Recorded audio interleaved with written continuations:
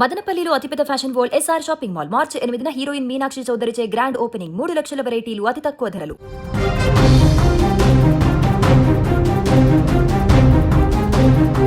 ఒకే ఒక్క క్షణం అదుపు తప్పిన వేగం ఇద్దరు యువకుల జీవితాలను చిన్నాభిన్నం చేసింది. కనురెప్ప మూసి తెరిచే లోపు జరిగిన ఈ భయంకర ప్రమాదం ఒక నిండు ప్రాణాన్ని బలి తీసుకోగా మరికొన్ని మృత్యువుతో పోరాడేలా చేసింది. రంగారెడ్డి జిల్లా చేవెళ్లలో జరిగిన ఈ గుండెలవిసే సంఘటన ఇప్పుడు అందరినీ కలిచివేస్తుంది. రంగారెడ్డి జిల్లా చేవెళ్ల సమీపంలోని సామెన గేటు వద్ద శనివారం ఈ భీకర రోడ్డు ప్రమాదం చోటు చేసుకుంది. ఈ ప్రమాదం ఎంత ధాటిగా జరిగిందంటే ఎదురుగా వస్తున్న కారును బుల్లెట్ బైక్ ఢీకొట్టడంతో బైక్ మీద ఉన్న యువకులు గాలిలో ఎగిరిపడి రోడ్డు మీద పడ్డారు. ఈ ఘటనలో వికారాబాద్ జిల్లా ఎద్బర్పల్లి గ్రామానికి చెందిన 19 ఏళ్ల వినీల్ అనే యువకుడు అక్కడికక్కడే మృత్యువాత పడ్డాడు.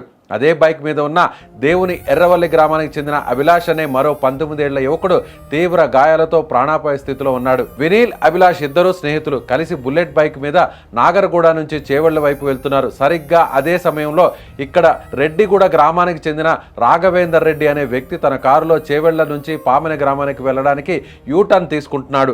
అతి వేగంతో వస్తున్న బుల్లెట్ బైక్ యూటర్న్ తీసుకుంటున్న కారును బలంగా ఢీకొట్టింది.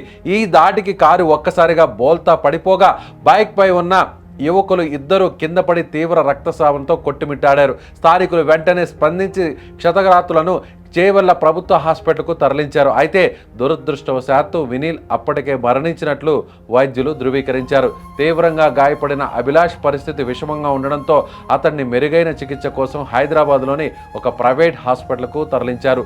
అటు కారులో ఉన్న రాఘవేందర్ రెడ్డి కూడా గాయాలు కావడంతో స్థానికులు బోల్తాపడ్డ కారును లేపి అతడిని బయటకు తీసి చికిత్స నిమిత్తం తరలించారు. ప్రత్యక్ష సాక్షుల కథనం ప్రకారం ఆ బుల్లెట్ బైక్ సుమారు గంటకు 80 నుండి 120 కిలోమీటర్ల వేగంతో ప్రయాణిస్తుందని, ఆ వేగాన్ని చూసి తాము ఒక్కసారిగా షాక్కు గురయ్యామని అక్కడ వారు చెబుతున్నారు. యువత బాధ్యత లేకుండా, కనీస అవగాహన లేకుండా రోడ్లపై చేస్తున్న ఇలాంటి విన్యాసాలు చివరకు వారి తల్లిదండ్రులకు కన్నీళ్లను మిగిలిస్తున్నాయి.